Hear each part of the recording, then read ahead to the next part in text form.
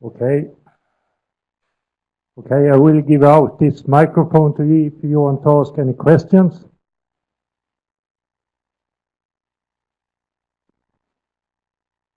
Okay, everyone, welcome to the course Theory of Plasticity. My name is Per Jonsén. I will be the examiner for this course. I work at Solid Mechanics as an associate professor. Together with me, I also have Hans Mattsson, who will be the teacher of this course. We will share it together.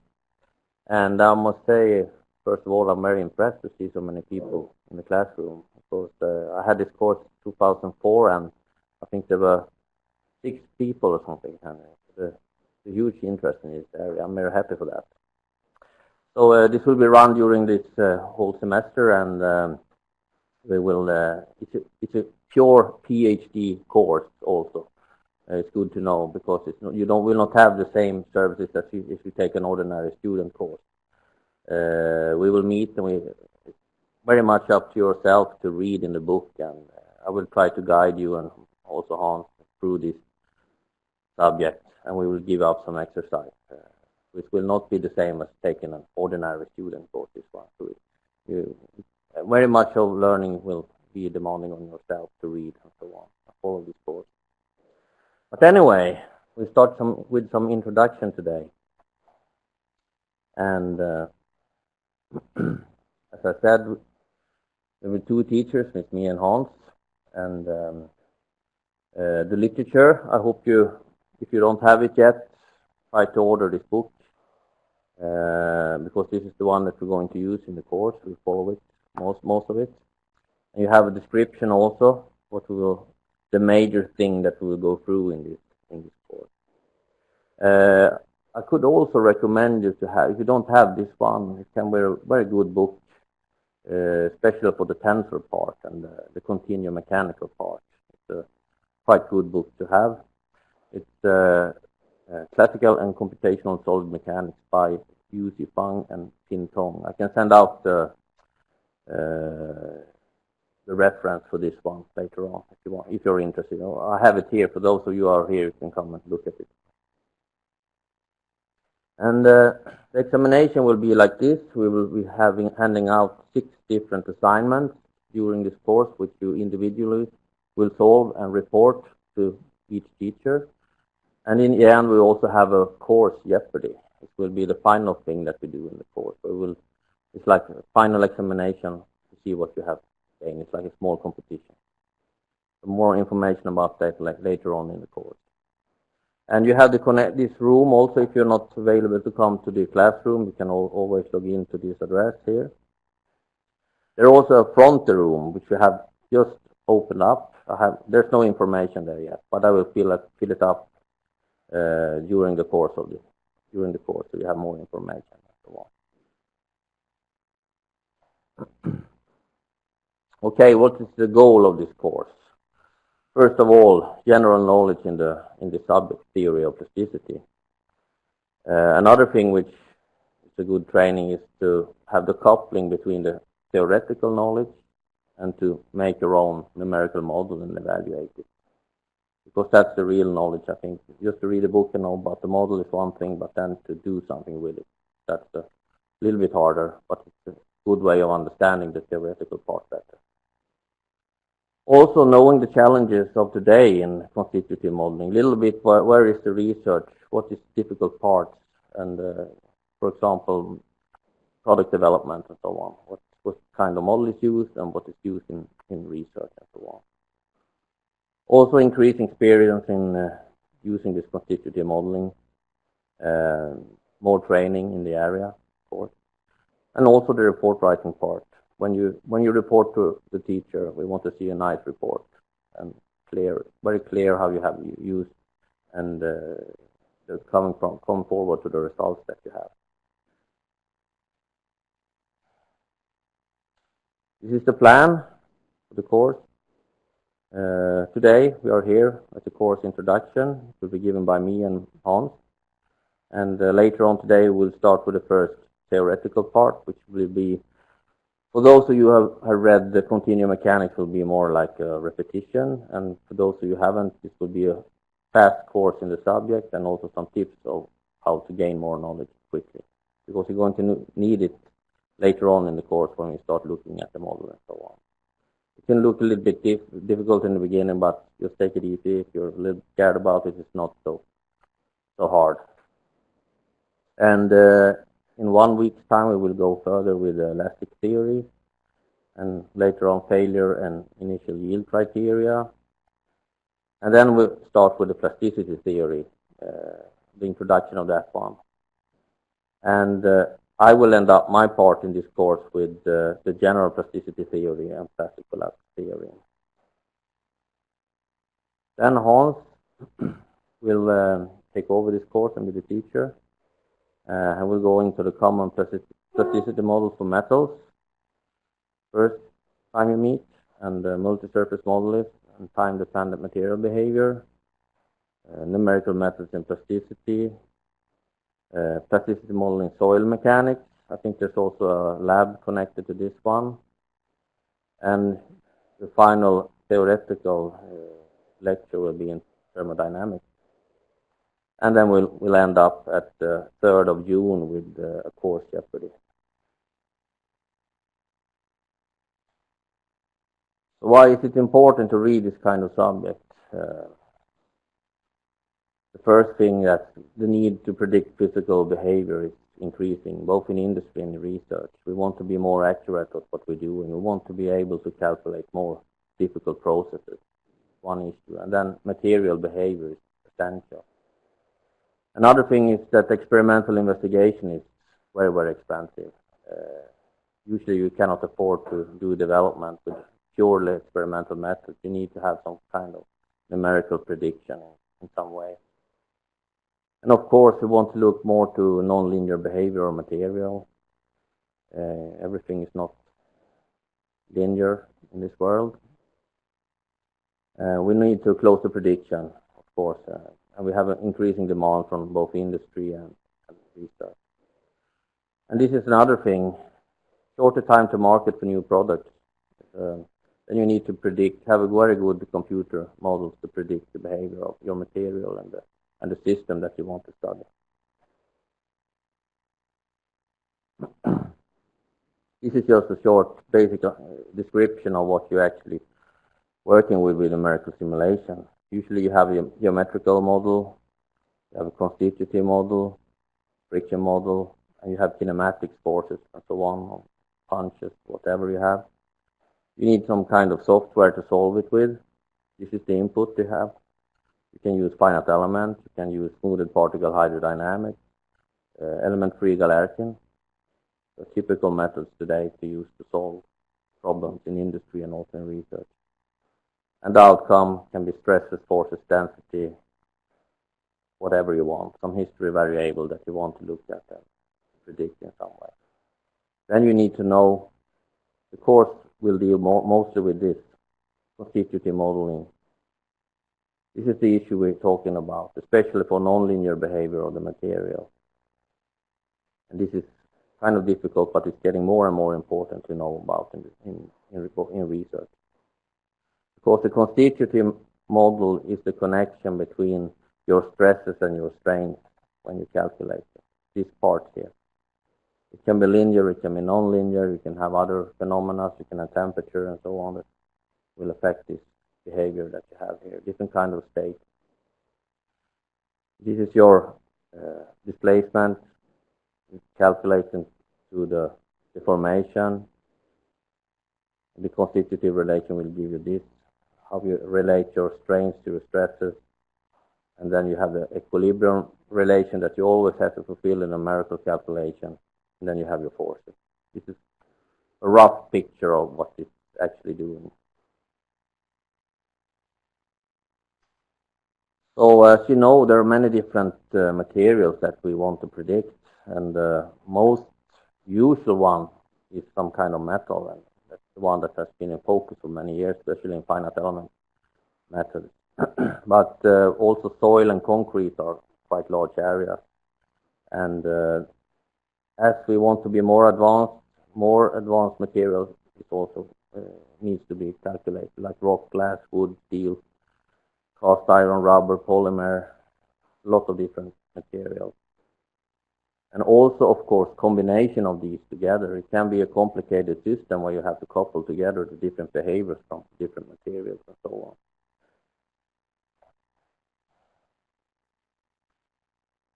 So I got this picture from a software developer. And if you look at the car, for example, you have a lot of things that you need to calculate. This picture is one of the things showing you what kind of simulation is done today. And on top of that, you want to optimize it, because this is a quite complex system. You have steel frames, you have rubber, you have polymers, and so on. Everything is affecting the behavior of the car. If you want to study crash or something else, maybe how it behaves on the road, for example, the dynamic behavior of the car. You need to know about these things. So that was the first part. I want to know who you are, actually. So we were thinking we should have a presentation round so we get a picture of the students taking this course. So if you just could say your name, affiliation, what you're working with, if you have some special interest in constitutive modeling and so on, and give it 1 minute or something per person. Is it okay? Who wants to start?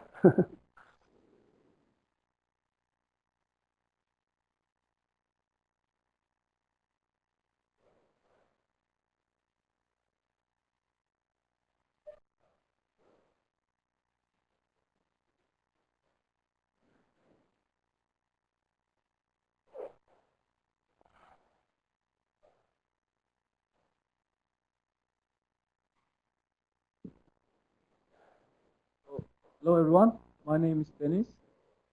I work as a research engineer now, but I'm soon going to start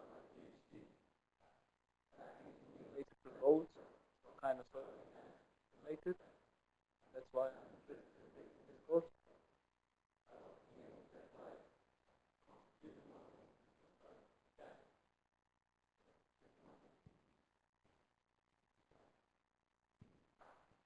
Hello everybody, my name is Gregory Mapusa, and I'm soil mechanics additional subject mechanical properties of stabilized material.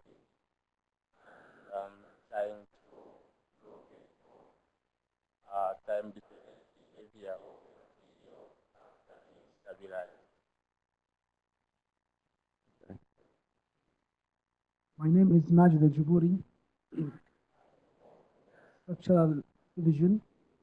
My focusing on the restraint cracks in the concrete at early age. Hello, everybody. My name is Tariq Idris. My work is structural control and identification of civil engineering structure. So I think that the behavior of some kind of passive devices.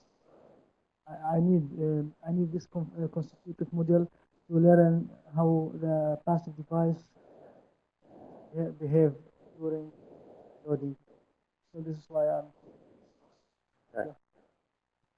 Hello, my name is Cosmin Popescu. I'm a PhD student in the division of structural engineering.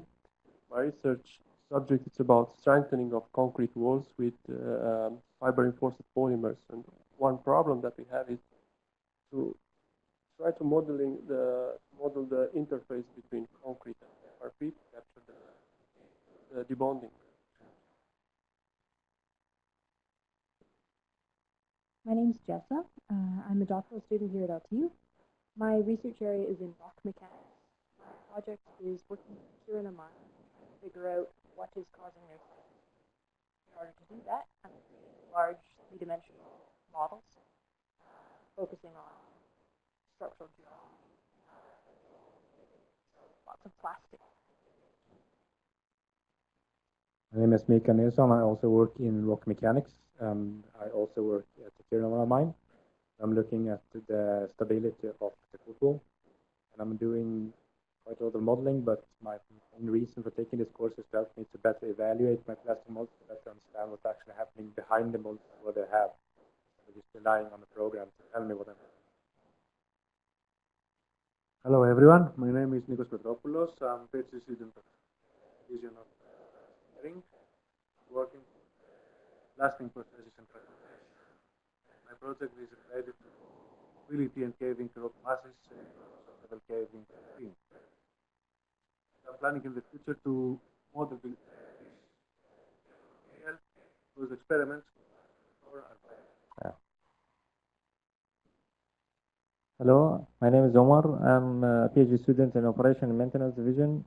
My research area is about vibration analysis for crack detection in deer teeth. So that I'm. Hello everybody, my name is Muhammad Ahmed. I'm working with the reinforced concrete team under dynamic load, experimental work. My name is Amin from Soil Mechanics Division.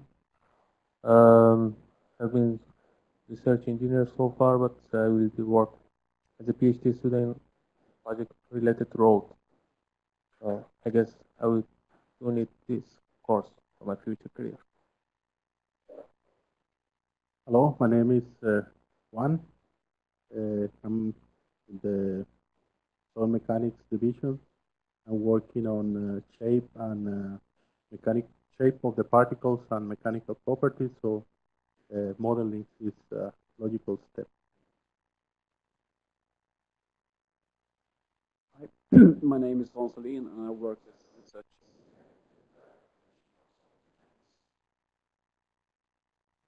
Hello, my name is Don Forsström. I'm an industrial PhD student for SSAB, working with simulate and predict wear of steel structures caused by rock material.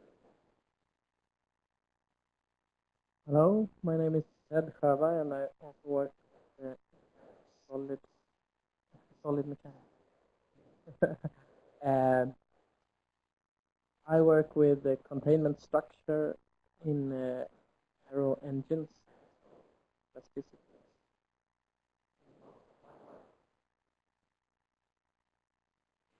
My name is Stefan. I'm a PhD student in solid mechanics. I work modeling of fracture in heat treated steel. Hello, my name is Liang, and I'm a PhD student in solid mechanics. My research area is stamping simulation. Hello, my name is Joa Draxler, and tomorrow I start as a PhD student at the Division of Material Mechanics. I'm going to work with the forming and welding of the superalloys. I'm going to look at the large deformation. How this course. Hello, this is Rasul Nilfaroush. I'm a PhD student at the Division of Structural Engineering. My research is about anchorage to concrete structure. I normally use different constitutive material model for concrete, and I'm about to improve the load carrying capacity and activity of anchorage in concrete structure. Hi, my name is Purya. I am PhD student at SCIL Structure, and my research project is about a structural integrity assessment and fracture and fatigue and crack propagation in a steel structure. And I have experience also in crystal plasticity finite element method. My name is Ali, and I'm a PhD student in rock mechanics and rock engineering. I work with blasting, so it will be interesting for us to see the interaction between explosives and the behavior of rock under that. My name is Yaya. I'm a PhD student in construction and structure division, and my research subject is concrete mix design. My name is Faiz, and I'm a PhD student in the structural and construction engineering division. and my research subject is about preventing plastic shrinkage cracks in concrete. And as you can tell from the title, my project is so related to plasticity. I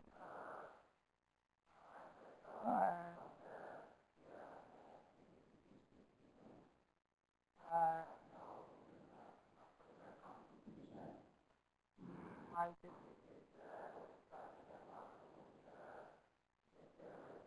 on material.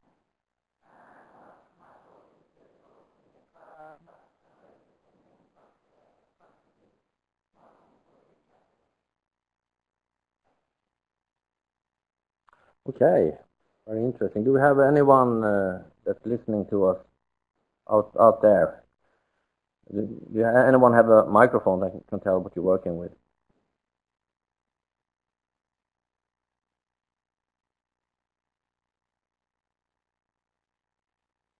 Yeah, maybe don't have a microphone. Okay. Yes, let's see. This was the end of this one.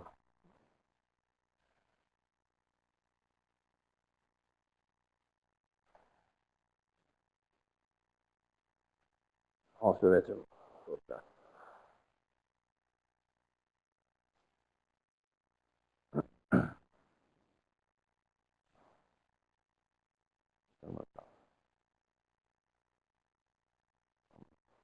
sorry.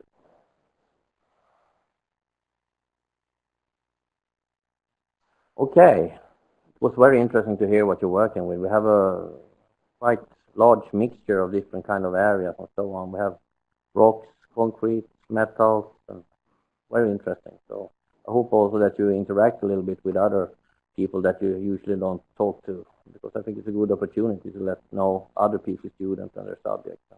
Try to work together and solve problems also. I think it's very, very good to do that in the course. We will learn from each other a lot. Okay, I will represent yourself. So I have also put together a little bit of what my division is doing, my subject is doing, and what I'm working with myself since I became during my PhD also, and also since as a senior researcher. I'm working a lot with powders, pulps, granular material in general, but also I work a little bit with crashing of cars and so on. My main focus is more or less the constitutive modeling. It comes into all the subjects that I'm working with. So I'll start with some introduction, a little bit what granular material is, what powder is, what pulp is, a little bit about the modeling and application, what I've done, and if I have time, maybe some future research also. So my division and my subject is working a lot with thermomechanical forming of steels and titanium, and my professor has been done it for 30 years, I think now, and they have very nice models for predicting the content, the phase content in steels, for example. You can see here the martensite content in press hardened component here. Also looking at quite much about this fracturing behavior, fracture mechanics, fatigue, and also damage modeling. Another area is also this granular material. We're looking at pellets, powders, suspensions, and so on. And this is I hope it works, this animation. Maybe start. Okay. Oh, okay. It should be anyway forming analyzed where you can see the phase content, how it develops when it's pressed. You can see how it develops, and depending on the loading, the cooling rate, and so on, you can actually control the phase content in this part that you're looking at. And this is one quite large area that we've been working with for many years. Gestam Partex is an industry outside here that is working mostly with this kind of technique. The development has been connected very closely to the research at LTU. If you look at granule material, this is typically what you think about. Mixture of stones and sand and so on. Especially for if you look at the mining industry, for example, you have a lot of this. A large number of solid particles, it's very difficult to resolve them all in a natural way. Usually you have there's a lot of interaction, of course, between these particles. You have interparticle forces during the interaction. And some examples can be a lot: nuts, pellets, coal, sand, pebbles, rice, coffee, and so on, fertilizers. Powder is a more specific one. The size should be smaller than 1 millimeter. In industry, it's where you have usually very tight ranges of the size distribution here. And you have it in many different forms. You have milk, cosmetics, gunpowder, sugar, and so on. And you also have a very large part where you have iron powder and hard metal powder. You actually, the only way to produce cutting tools, for example, is by powder compaction, because they are wolfram carbides, tungsten carbides that you have, and you mix it together with some matrix, usually cobalt or something, and you press it, you sinter it. And the sintering temperature is usually a bit lower than the melting temperature, but in this case, you just want to get rid of the soft material to have these very, very hard particles that you use to cut the tools with. So the shrinkage is usually huge when you have this kind of process. And then it's very difficult to calculate a very good geometry in the end. So you can use, you need to have a very good thermomechanical model to predict the geometric, final geometry of this one.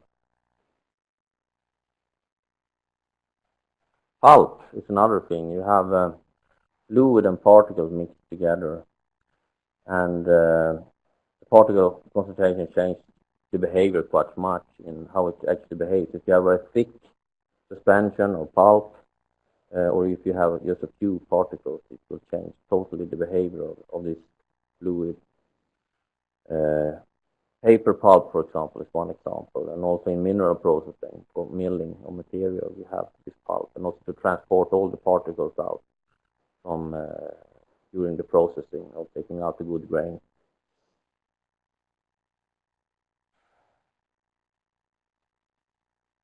Modeling behavior. Here we have an example with a car here. It's very critical that you have the right material behavior in this very, very complex machines and so on, if you want to study, for example, traction. And you need to have a very precise model. And the demands of getting more precise is getting larger and larger in the future, because you want to introduce modeling in all the stages during manufacturing, for example. And if you look at powder compaction specifically, this is a material, it's very loose from the beginning. You have one type of behavior of this material. But if you compact it, for example, into this shape, in the beginning it's very easy. You don't need so much force, but you can have a lot of displacement in this A region here. But when you go into the next region, B here, it's getting tougher to compress the material, and you don't change the volume so much. And then it changes dramatically when you come into this region. All the particles are mostly squeezed together, and they start to weld. It's more like a solid material, more or less. And here, you don't change the volume so much. It's almost impossible to change the volume. You need a high amount of force to actually change it. So the behavior from this part to the solid part is totally different. We need to have a model that takes care of that.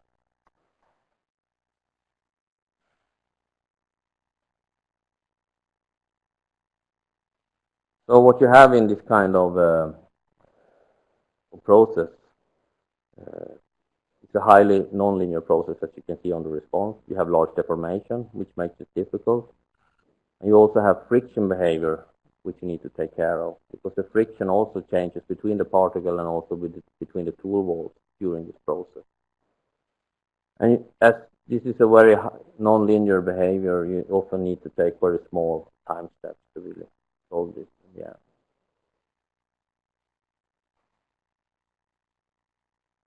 This is one type of model that you can use for solving this problem. It's a cap model. There comes in many different shapes and different kind of models out there. But the typical thing is that you have what we call a failure envelope here. This takes care of the deviatoric stresses, which is the one that tears apart your material. This part is called a hardening cap, and it takes care of the compression of the material when you squeeze it together. Both these behavior have to be in a good manner to get a good model for this type of behavior. And if you have a very complicated model, you need to have a lot of experimental results. So those usually goes together, these two. This is for a powder test. And this is one experiment. This is very difficult to do. This is a tensile test. You tear apart, and if you have powder material, how should you do it? You should compact it in some way and then pull it, but it's very difficult to do it in a good manner. Yeah, the spread here is enormous, I would say.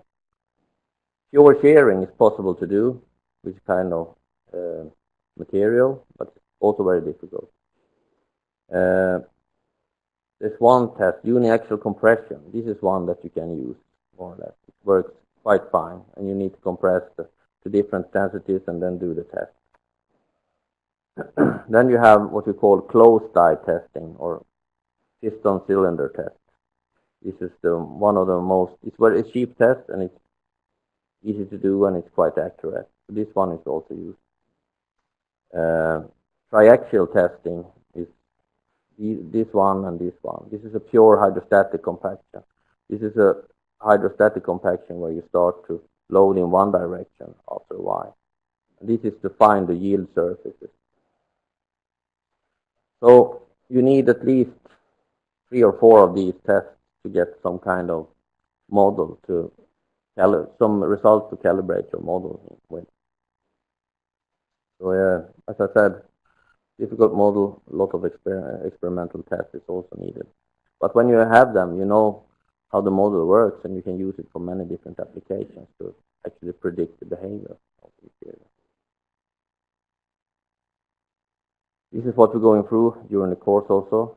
Yield surface, this is one of the most simplest one. Von Mises yield surface is actually a cylinder in stress space. And this one can be the first thing to start looking at and to maybe modify it for your material. This is what we have done with this cap model. We have put on a function called Wilhelm-Wanke. You will see that in the course also. I will hand out some papers on this one. Then you can change from having a perfectly cylindrical shape here to have something like this. You have a dependency between the tensile radius and the compressive radius here. Then you can change the behavior where if you rotate in stress space, you can have another kind of behavior. So this is one model that we will go through also during the course. And this is the extremes. This is when you have this figure E here, it's 0.5. This is what you get, this kind of surface. And this is when it's 1, and it's like von Mises. And this is in between, and you have this kind of shape here. But you need to have some experiments to calibrate the model to know. Maybe this one also is density dependent in some way, or if you have some other variable, plastic strain or something typical. I guess my, let's see if it works at all. Okay. This is one test we have done. This is tungsten carbide component, powder compacted, that we have looked at. And if you see here, it's a problem with cracks. We have cracking here. And what we saw also from the numerical simulation, that we have a quite large gradient here with density. This is the density level you see in the unsintered component. And because you have a tooling around this one, you compress it, and when you eject it, you will still have the radial forces keeping it together. And when you go over the edge, as you have this large gradient, so this gradient that you have here will be one of the causes that you have. In the end, you will have this fracturing around this component. So here it was very important to have a quite good model to predict the fracturing behavior. We could see it. We could, from knowing how it behaves, we could more or less know that this is a critical area anyway. And afterwards, we have also created a fracture model, a damage model, which is density dependent, so we can actually see how this mesh is divided when we go over the edge during the ejection phase. I also want to mention it because there's a lot of talk about finite element, and it's a very, very nice method. I think it's one of the best one, actually, it's most developed. But for granular material, it's maybe not the best one, because there are some other ones coming out right now, because the problem is, for example, that you have very large deformation in particle formation. You have free surface flow. But also you want to take care maybe of granular material and fluid materials together, like fluid suspensions and so on. Also, you can have blended materials, like in powder compaction. You can blend iron and you can blend it together with copper or something like that. And you can mix it together. It's quite difficult to do it with finite elements. And also, if you want to look at subjects like fluid structure interaction, this method, finite element, is very difficult to use. So one method that we have looked at is SPH, smoothed particle hydrodynamics. It was invented in 1977 for astrophysics calculations, but later on it has been adjusted to engineering problems where you change the boundary conditions more or less. You can have more defined boundaries like you have for finite elements. And it's a mesh-free Lagrangian method, as we say. Oh, the camera is totally away. Okay, sorry for that. We have an explicit time integration. Now I know that there's also one version with the implicit integration, but I don't know how good it is right now. And it's a particle representation, and that means that all the important variables is stored in these nodes that you have here. And the interaction between the surrounding particles is done by a kernel function. It's almost the same as finite element, but the important thing that you don't have a mesh where you store all the information in the integration point. You store them in the actual nodes instead. Then you can use this type of method. And the good thing is that actually can handle extreme deformation without having any problem at all. Usually in finite element, the mesh will be destroyed if you have very large deformation. Another method that's interesting is this particle finite element method, which is invented in Catalonia, in Spain, University of Catalonia. It's actually a very robust thing. It's made from this finite element formulation. It's also particle representation, that you save all this important data in the actual node. But there you put on a mesh. You move the particles, put on a mesh, use the unit triangulation to create it. Here you can also use implicit time steps if you have very long runs, for example, if you want to simulate that, and solve it. And we have tested both this method. And I had an example. Now I'm not sure that my move is going to work, but we made a very simple model, this Brucker-Prager, where you have the linear surface here. You have the toric stresses, you have the hydrostatic stresses, like that, hydrostatic and deviatoric, and then you have the yield surface is a straight line here. When you move to this one, you will cut all the stresses. And it's one of the simplest models for granular material. The controlling parameter is the cohesion, which is the value at zero hydrostatic pressure. You see when you meet the line on the Drucker-Prager line, and also the angle with the hydrostatic axis. These are the two parameters that you can control in this one. If you have a very high angle here and high cohesion, it's more like a granular material. But if you lower the angle, it's more horizontal. It's more like a fluid behavior. There are two types of behavior if you change the angle.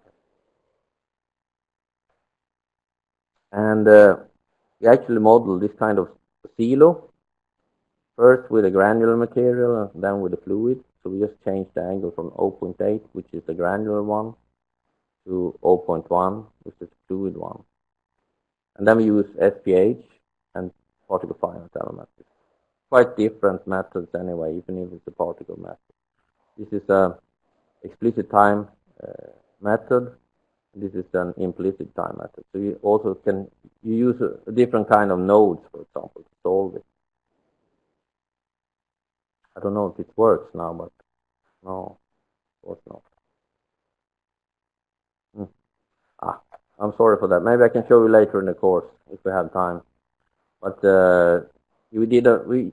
what we actually did here is we estimate how the flow behavior of the material was.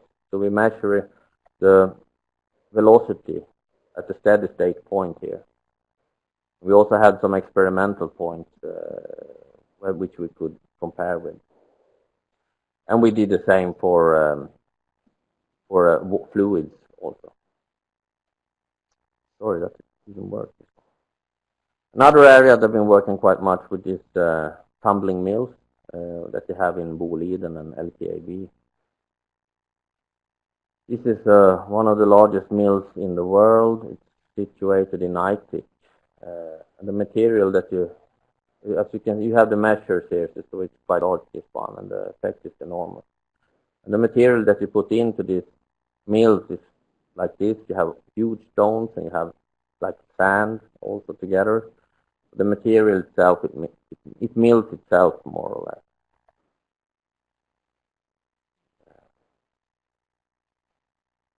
So it's very difficult to start modeling this huge system. It's something that we want to do in the future. But we have these smaller mills to have the materials to try to characterize the material behavior instead. So as you can see, it's much smaller. It's just 1.2 meter length and diameter 1.4. We have rubber lifters.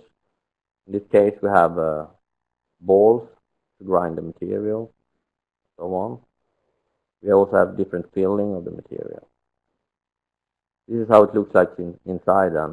This is the rubber lining and the lifters that lift the material. So you will have, it takes the material up and it goes down and crush the other materials.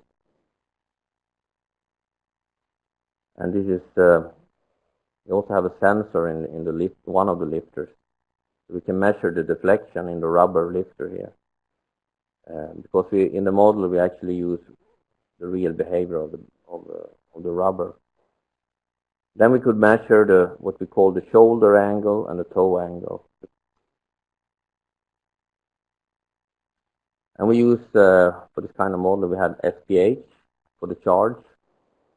And we have 6,000 grinding balls used in the simulation. We also use the Blatzko rubber model for the lining. It doesn't work this one either. So, but this is how it's more or less how it looks like. It starts to rotate and then you move the material here. It's very difficult in the experiments to have any moves and so on. But if you look at the deflection of the rubber lifter, we had a good agreement anyway. So with that, I think we have a short break now, and then Hans will go ahead with his presenting his research. So, okay, short break.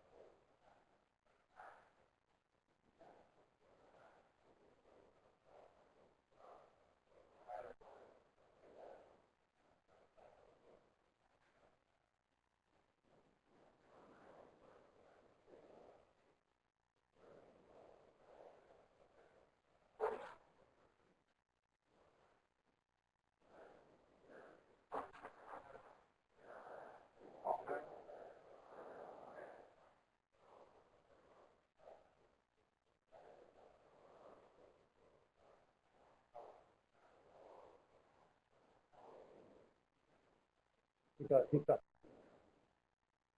Ja, jättesvårt. Ja. Animation.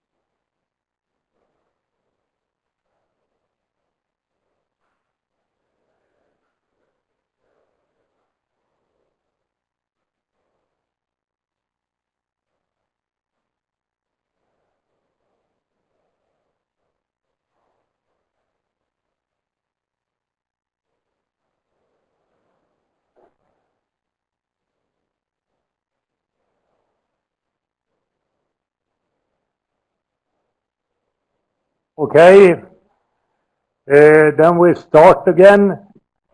My name is Hans Mattsson, and I'm a lecturer at the Division of Mining and Geotechnical Engineering. I have done my PhD here at the university, and I finished 1999. And after that, I have worked as a lecturer. I'm mostly teaching, but I have also 4 PhD students that I'm assistant supervisor to. And 2 of those is also following this course here today. And I would like to tell you a little bit about research topics that is related to plasticity at our research group, Soil Mechanics and Foundation Engineering. And we are mostly dealing with the finite element program Flaxis and constitutive models inside that program. Flaxis is a finite element program for soil and rock applications. So I will show you what my PhD students have done so far here in their projects. And I start with a project here about the Aitik tailings dam. And the Aitik tailings dam, the Aitik mine is located in Gällivare in the north of Sweden, and it's an open pit mine. And one of my former PhD students, Mohammed Ashar Sardari, that take his PhD in spring last year, made a project about the stability of the tailings dams in Aitik. In the Aitik mine, they are trying to extract the minerals from the ore, and then it becomes a lot of waste products in form of tailings. And these tailings could be very small particles from sand to clay size of the particles, and they are transporting these tailings from the mines 5 kilometers to a tailings area like in this picture here. Here we have the tailings area. So the tailings comes together with a lot of water and is pumped out over this tailing area here. And around the tailing area we need dams, so we can maintain the tailings inside this area. And in Aitik they have different kind of dam, A, B, C, D, GH, EF, EF2, and then here it's hills on this side, so the natural topology maintain the tailings there. And what Mohammed did here was to look at the dam EF2 here, this part close to the clarification pond, because if we get a failure of dam EF that we actually get in 2000, then it's most dangerous for the surrounding environment. Because downstream here, it's the road to Gällivare, so if dam EF break, the tailings goes out to the clarification pond, and the clarification dams could also break, and everything runs out in the forest and then over the road, and that is not so good. So dam EF is most dangerous here. So Mohammed studied that one. And then he made a cross section here of dam EF in plain strain. And it looks like this. Here we have the tailings area, and here we have the actual dam, and here we have embankments, rock fill at the downstream support to get a resisting moment against slope failure. And you see this part here. Here is the tailings, and when we are extracting minerals from the ore in the mine, it becomes more and more and more tailings. So this tailings area will increase with approximately 3 meters every year. And when the height of the tailings becomes larger, we have to build embankments for the dam here also. So every year they build these embankments for the dam, and they raise the dam 3 meters every year. What happens then when we raise the dam 3 meters every year and the tailings increase 3 meters height every year? Well, it will be more load on the soil beneath it, and this load will give excess pore pressure to the soil beneath it. And those of you that have read soil mechanics know that it's never good to have much water in soil or high pore pressures, because then the strength of the soil will be reduced and we could have slope failure. So when we have this excess pore pressure, there starts a process of consolidation where the excess pore pressures dissipate, they are reduced at the same time as the load go over to the soil skeleton, and then we get, in fact, higher strength. So what is important here when we raise the dam here is that during each year all the excess pore pressure have time to dissipate. So it's not too much excess pore pressure left before we raise the dam next time. Otherwise they can gradually be built up and we can have a slope failure here. And so Mohammed simulated all these raisings here and all this building of embankments in this dam EF. And the finite element model look like this of the dam. Soil skeleton, the soil is discretized into finite elements, and Mohammed used the Moore-Coulomb model for this project, and the Moore-Coulomb constitutive model is an elasto-perfectly plastic model. And here we can see the most likely failure mechanism. Here is the slip surface for the 5th raising, and here is the slip surface for the 11th raising, and it's very large amount of volumes of soil that is involved in these failures here, because you can see that the slip surface try to go down as deep as possible here. So it's very much soil that goes to failure according to these results here. But however, the Aitik tailing dams were safe. It's a safety factor of 1.5, a little bit more than 1.5 of this, so it's safe. Mohammed also optimized the embankments on the downstream slope in order for the dam to be safe.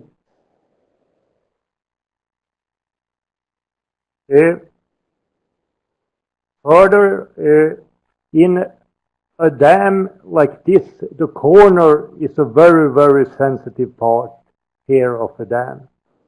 If you think about this corner here, you see that the tailings inside here gives a horizontal pressure on the corner from inwards here. So from inwards it gives a horizontal pressure on the corner, and it's never good to have this kind of curvature in a corner, but we can't do anything about it in a tailings dam. But when the pressure comes inward to such a curvature, we can get reduced compressional stresses in the longitudinal direction, or even tensional stresses in the longitudinal direction. And if we get too much reduction of the compression or even tensional stresses, we understand that soil can take much tension, almost no tension, or no tension at all. So it could be open up cracks in the corner because of the pressure, and if we have cracks in the corner, it can start internal erosion of fine particles, and then it could be a failure because of that. So the corner is a very sensitive part. So Mohammed, in his doctoral thesis, also made a 3D finite element mesh of this corner here in Flaxis. And it looks like this, the mesh. And here you can see some result from that. Here is the excess pore pressure distribution in the corner in the form of shadings. And we see the red part here. There we have very high excess pore pressure. So here and here at the corner, we have very high excess pore pressure. That's kind of the result that we see. We also did experiment or numerical simulation of earthquakes. If it becomes earthquakes close to the Aitik Dam, how much will the dam, for which magnitude of the earthquake will the dam fail? Such kind of research. And then we use a very interesting new constitutive model that could take dynamical load, the UBC SAND model, University of British Columbia, where it's developed. It's UBC is standing for. So this was Mohammed's project, and here is another project that one of my PhD students are doing, and this is the project of Poya Badati.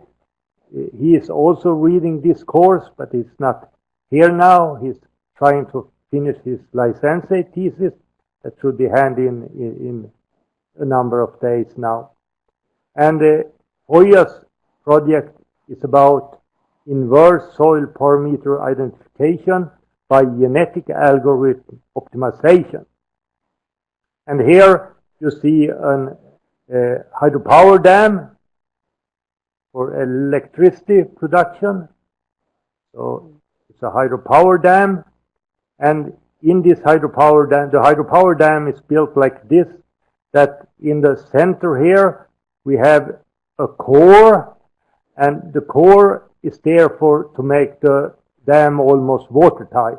So the core is built of some fine soil material like moraine or clay in order to make the dam watertight. But we know that fine soils has a low strength, so we can't make the whole dam of clay or fine moraine. So the dam also needs to be, now we get the message here.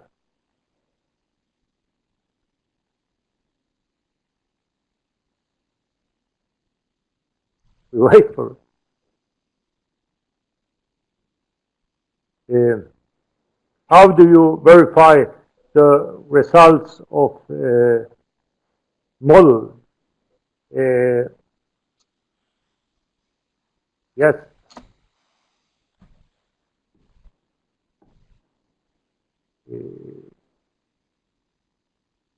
You mean maybe this model here?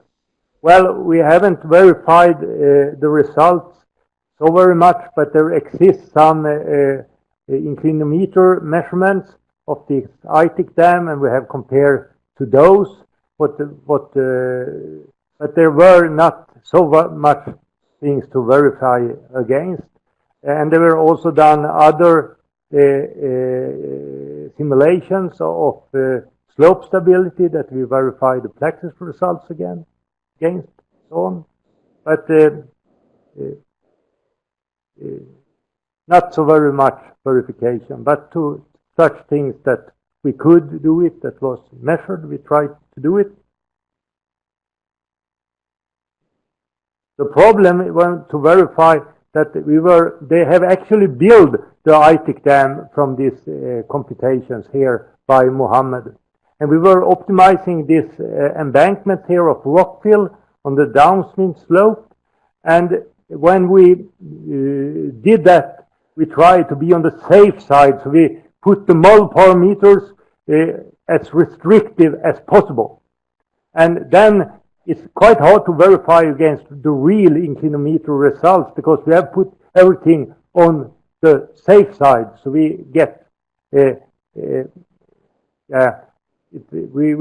we get some difference because of that against actual measurements also.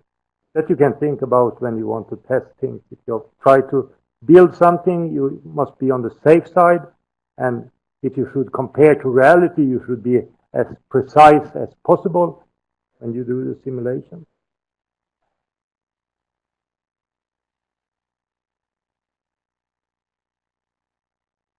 So then we go to Poya's project again. We said that the hydropower dam need to be watertight. So we have a core in the middle here that you never see on a dam. It's in the middle and it's consisting of clay or moraine that's very fine grained. But fine grained soil has very low strength. So we can't build the whole dam with this fine material. So we also need the dam to be heavy. And therefore we put rock fill here on the sides of the dam, rock fill.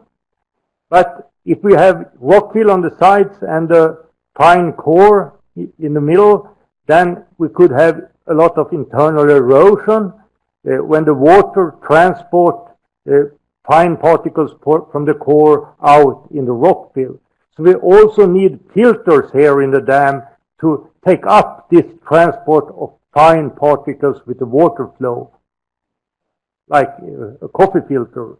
We don't want the actual coffee grains into our coffee. So we have a filter here also. And now it's like this, that many of our population of dams in Sweden are quite old. And in these old dams, they don't always know how they are built exactly. They don't know exactly what kind of material that is inside the dam. And if we then want to model a dam with a finite element method, how should we choose a proper constitutive model, and how should we get parameters to the model parameters in the constitutive models when we don't know what kind of materials it is? Well, we could say that we take up soil samples, but if we take up soil samples from a dam, we will damage the dam, in fact. It's not good to take up soil samples from the central core of the dam. So what we were thinking about is, is it any other way to figure out the values of the molar parameters without taking up soil samples from the dam and test them in laboratory? And that is inverse analysis we use then. Because in the dams there are normally built in some equipment to measure things, installations when they build the dam. And in this dam that we have used as a case, there are inclinometers, and we have an inclinometer here between the core and the filter, and this inclinometer are measuring horizontal deformation as a function of the height of the dam. So inclinometer are measuring horizontal deformation as a function of the height of the dam. So if we could use these measurements of horizontal deformation by the inclinometer, and by that getting values to the constitutive model. For instance, Moore-Coulomb model, we want Young's modulus, Poisson's ratio, friction angle, cohesion, and dilatancy angle. Is that possible? Well, we do that by inverse analysis, and then we make a finite element model of the dam like this, and we choose, for instance, the Moore-Coulomb model, and we model the dam with Moore-Coulomb model, and also model the horizontal displacement at exactly the same positions as the inclinometer measurement. And then we change the model parameters in some smart way in order to get as little difference as possible between the measured horizontal deformations by inclinometer and the numerically simulated horizontal deformation at the position of the inclinometer in the dam. And that is inverse analysis. We take out the model parameters in an inverse way here. And we need to do optimization then. And in optimization, we need an error function. And the error function is the difference between horizontal deformation by the inclinometer and numerically simulated horizontal deformation. That is the error function that we want to minimize. And we also need a search method in optimization, and this search method search for the minimum of this error function. And as the search method we have chosen the genetic algorithm in this Poya's research here. And here, for instance, you can see the error function topology. We start simple in the research. We just have two optimization variables. We use the incremental shear modulus of the rock fill and the incremental shear modulus of the core of the dam as optimization variables. And we create an error function between inclinometer measurements and numerical predictions. And then we can see the error function, how it looks here. And that it's this error function that we want to minimize. We see that it's quite noisy, this error function. It's very, very noisy. And here we have some kind of valley in which the minimum function value is. So our solution is somewhere in this valley here. We can also see the level contours of this error function here. And then we see these black dots here. That is the three solutions that we get from the genetic algorithm. And that is in the valley here. And those of you that have worked with optimization know that the drawback with optimization is that it's normally not possible to find the global minimum directly. You can go into a local minimum. And you can have gradient methods. You can have methods like simplex method that just use objective function values for the search and so on. But if you have gradient methods are normally faster, but you use derivatives. And to use derivatives on something that looks so noisy, you see it's not good at all. Because you haven't defined derivatives on this noisy thing. So we use the genetic algorithm that is based on Darwin's theory of evolution. Very nice method theoretically. And work with that. And here we can see the horizontal displacements as a function of the height of the dam for both inclinometer values. So here we have the measurements of the inclinometer horizontal deformations, and here we have the optimized values with the Moore-Coulomb model. And we see that this Moore-Coulomb model, an elastic, perfectly plastic model, is, well, how should we see this result? It can follow the tendency of the inclinometer measurements, but it's not so very good agreement, is it? It's not perfect agreement. So Poya tried to do it with another more complex constitutive model, the hardening soil model in the Plaxis software, that is an elastic plastic model with a hardening cone and a cap in the model. So both the cone and the cap could strain hardening. So it's a much more complex, advanced model.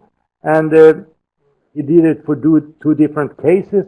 But for case B here, it's comparable to the results we see in the slide before.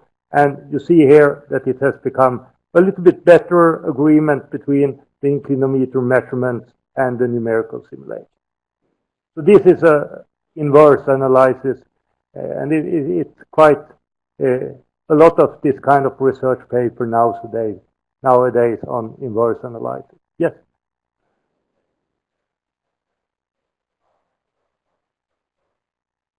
Exactly.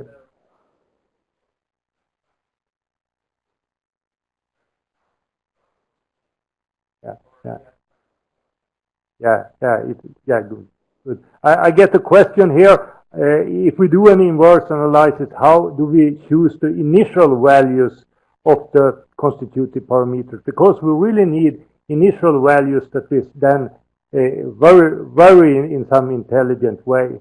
Well, that we can do by taking some parameters that are quite normal for that kind of soil. We can, for instance, we know that friction angle for clay, well, 28 degrees, or we can start there. Not guess. Never call it guess. We make an engineering assumption and take a lot of paid for it. Not guess.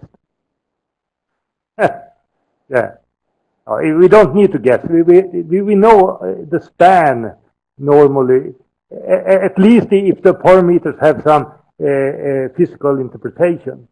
Not all of them having constitutive models, but if we have some experience with the models and the parameters, we can make engineering assumption, engineering judgment, clever guesses, maybe. Yeah. Yes.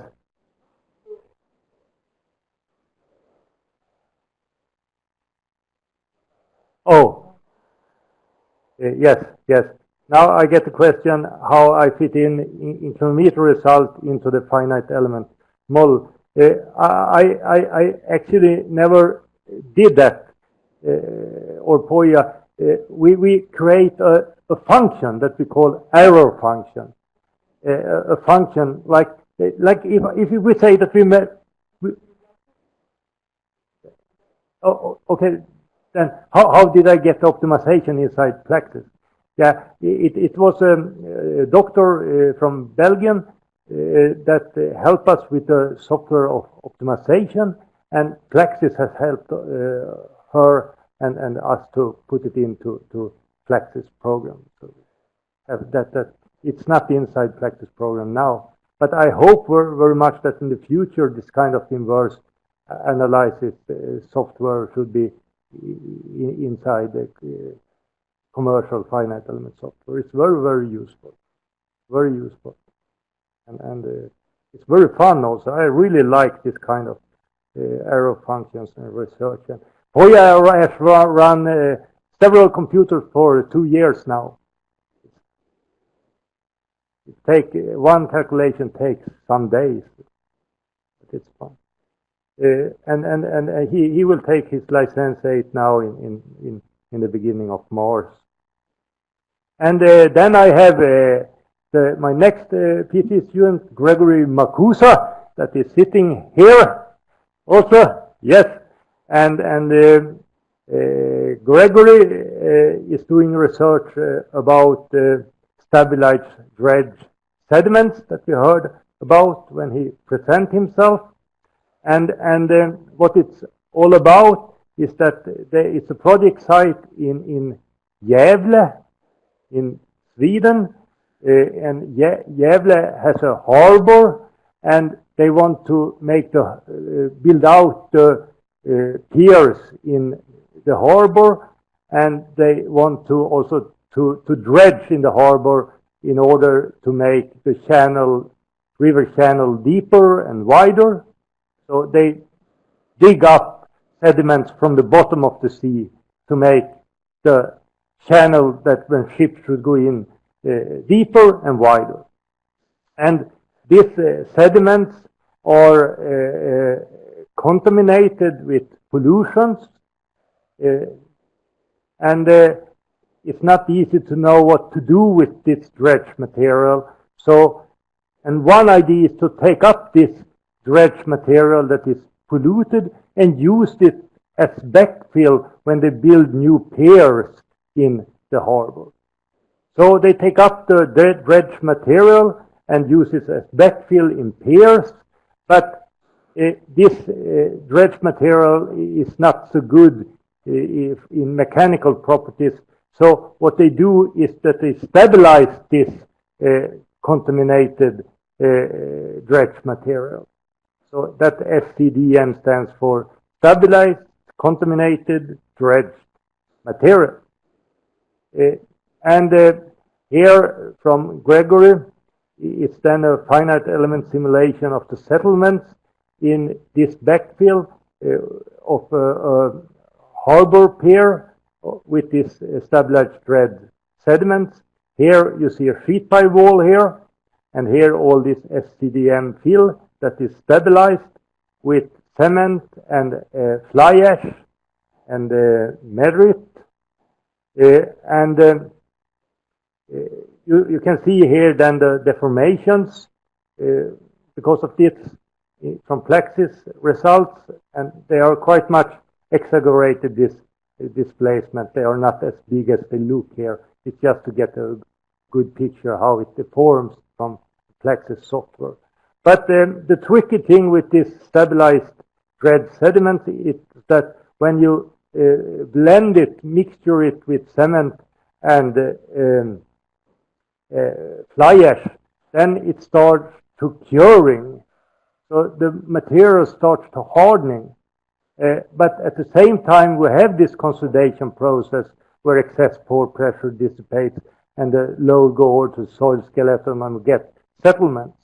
And it's very tricky to simulate this, both the hardening part of the phenomenon and the consolidation part of it. And that Gregory has done, and he has published a journal paper also that you can read, and it's also in his licensing thesis. So that was my PhD students are working with, and a little bit about the research that is involved plasticity in our courses, in our research project. And I would like to end with this slide with a lot of text here, because I think it's so important. And those of you that have read more of my courses have seen this before. I used to drag this with me whenever I teach about this kind of subject. I can read it. The main problem with numerical modeling is that those performing such analysis normally need specialist knowledge in a wide range of technical subjects. At the same time, numerical software is within reach for almost anyone with a computer. Not seldom, commercial software are extremely user-friendly, which makes it easy to produce results, even wrong ones, often presented in the form of colorful plots. So, and do you agree? Isn't it like this? Yeah. So what is very important for one that should use finite element method or any other kind of methods that Per were introduced, because there are other methods also, that they learn the theories behind all these methods. And the most important part in the finite element method is the constitutive behavior. The behavior between stresses and strains, that gives the material response. That is the most important part. And in this course, you learn this kind of elastoplastic models that you use in different software. And if you can understand the mathematical background to all these constitutive models, it will be much easier for you to decide if something becomes wrong in your simulation. Because it doesn't matter if it becomes wrong. The main problem is that if users don't see that it becomes terribly wrong, or think that it's right just because it's so colorful. So when you struggle with difficult mathematics in this course and think that it's extremely theoretic, remember this, why you do this, because you need to learn it to be good users of softwares. And if you as a researcher have to do your own constitutive models, then this course is extremely valuable, and you need to know almost everything in the course. But also for users of programs, to be good users, you also need a background. So, any questions? Okay, thanks for me for today, and I will see you later in the course then. Thank you. And then we will have a break. How long? Yeah. 2:45, we start again with Per.